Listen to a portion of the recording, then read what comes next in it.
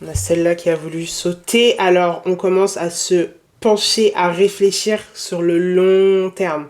Le long terme. Là, si actuellement les choses, elles sont pas en train de fonctionner pour toi, que ça bouge pas comme tu voudrais, que tu essayes un petit peu tout et n'importe quoi pour que ça marche et qu'il y a rien qui fonctionne, concentre-toi sur les choses qui vont te donner des résultats. Genre, peut-être même dans 6 mois, dans 2 ans, peu importe, mais il faut que tu te concentres sur ça. Genre, un long plan de ce que tu vas faire après. Là, si tout de suite ça marche pas, je te rappelle qu'il y a quand même 5 planètes qui sont en rétrograde actuellement.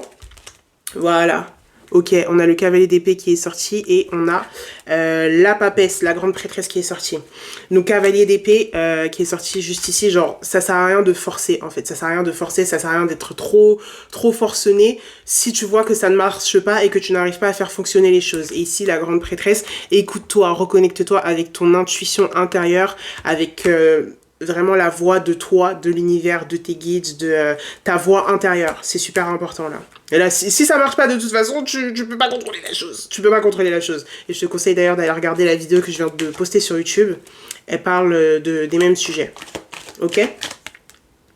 Bah ouais. Là encore, tu vois, c'est les mêmes cartes qui tombent en fait que sur cette vidéo YouTube parce que t'as une nuit noire de l'âme qui t'attend. C'est la rétrograde de Mercure de toute façon. Il va falloir que tu réexamines des thèmes émotionnels que tu as traversés. Là, tu vas peut-être recroiser des ex, tu vas peut-être recroiser des personnes que t'as pas vu depuis hyper longtemps, des anciens amis, des anciens potes, des anciens collègues, ou retourner dans un ancien endroit que t'as pas revu depuis hyper longtemps.